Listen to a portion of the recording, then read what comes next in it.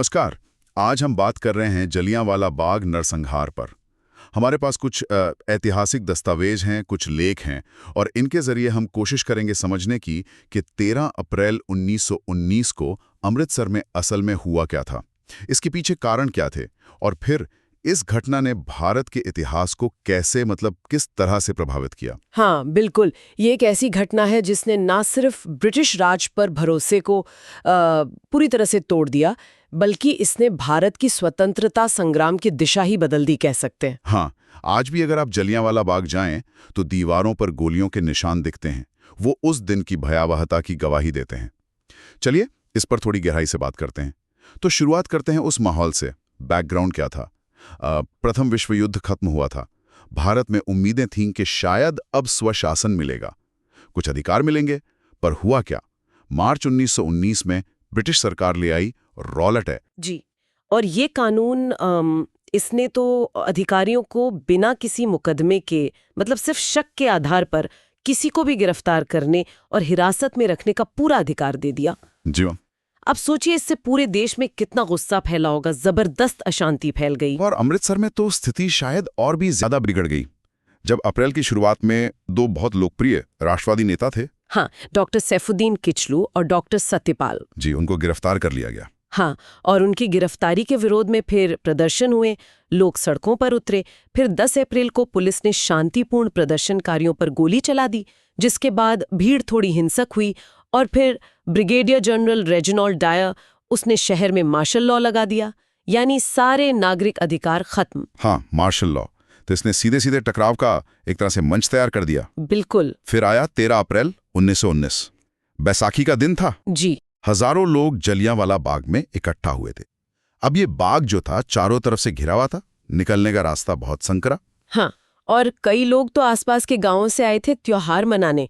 उन्हें शायद पता भी नहीं था कि शहर में कोई सभा करने पर पाबंदी लगी हुई है। हाँ, और कुछ लोग विरोध प्रदर्शन के लिए भी आए थे, शांतिपूर्ण तरीके से। उसी समय जनरल डायर अपनी सैनिकों की टुकड़ी लेकर बाग में दाखिल हुआ और उसने सबसे पहले क्या किया, बाहर निकलने का जो मुख्य तंग रास्ता था उसे बंद करवा दिया। बंद करवा दिया? हाँ, और फिर बिना किसी चेतावनी के, कोई वार्निंग नहीं दी, सीधे निहत्ती भीड़ पर गोली चलाने का आदेश दे दिया। बिना चेतावनी के? जी, बिना किसी चेतावनी के। और ये गोलीबारी रुकी नहीं, लगभग 10 से 15 मिनट तक चलती रही। अंदाजा है कि गोलियां तभी रुकी जब सैनिकों के पास वो खत्म हो गई। बाप रे, कहा जाता है कि करीब 1650 राउंड गोलियां चली। हाँ, और मरने वालों की संख्या, इस पर तो काफी विवाद है। ब्रिटिश सरकार का आंकड़ा कुछ और कहता है। हाँ, सरकारी आंकड़ा तो 679 बताता है, लेकिन जो कांग्रेस और दूसरे सोर्सेज हैं उनके अनुमान के हिसाब से 1000 से 1500 लोग या शायद उससे भी ज्यादा लोग मारे गए थे। और घायल? घायलों की संख्या भी करीब 1200 बताई जाती है। कई लोग तो जान बचाने के लिए बाग के अंदर जो कुआं था उसमें कूद गए। जी। ये आंकड़े सिर्फ नंबर नहीं है, ये उस दिन जो क्रूरता हुई, जो अमानवीयता हुई, उसका पैमाना है। और इस घटना का असर वो बहुत गहरा था, बहुत दूर तक गया। बिल्कुल, इसने ब्रिटिश राज में जो थोड़ा बहुत विश्वास बचा था उसे पूरी तरह से हिला दिया। रविंद्रनाथ टैगोर ने तो अपना नाइटहुड का खिताब लौटा दिया था ना? जी हाँ, बिल्कुल। उन्होंने विरोध में अपनी उपाधि त्याग दी। ये बहुत बड़ा सिंबॉलिक जेस्चर था उस समय। और इसने भारत के स्वतंत्रता आंदोलन को कैसे बदला? क्या ये एक टर्निंग पॉइंट था? हाँ, मैं कहूंगी ये एक निर्णायक मोड़ था। महात्मा गांधी, जो तब तक शायद ब्रिटिश सिस्टम में सुधार की उम्मीद रखते थे, वो इस घटना से इतने ज्यादा स्तब्ध हुए कि उनका पूरा नजरिया ही बदल गया। अच्छा। इसी के बाद उन्होंने 1920 में असहयोग आंदोलन शुरू किया और वो पहला बड़ा देशव्यापी आंदोलन था जिसमें लाखों भारतीय जुड़े। इसने स्वतंत्रता संग्राम को एक तरह से जन सविनय अवज्ञा की ओर मोड़ा। तो हाँ, इसने राष्ट्रीय आंदोलन को एक नई दिशा दी, नई ऊर्जा दी। हाँ, कह सकते हैं कि एक भयानक त्रासदी ने राष्ट्रीय चेतना को जगा दिया और लोगों को एकजुट कर दिया। बिल्कुल।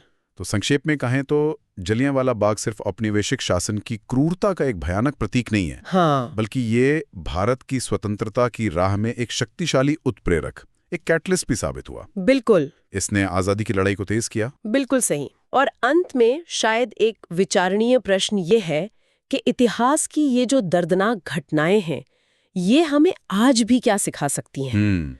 खासकर सत्ता के दुरुपयोग के बारे में, मानवाधिकारों के हनन के बारे में और शांतिपूर्ण विरोध का जो महत्व है, ये सब बातें सोचने पर मजबूर करती हैं। अगर आपको ये वीडियो पसंद आई है तो इसे ज़रूर लाइक करें, कमेंट सेक्शन में अपना ओपिनियन बताएं और चैनल को ज़रूर सब्सक्राइब करें। मिलते हैं अगली वीडियो में, तब तक के लिए नमस्कार।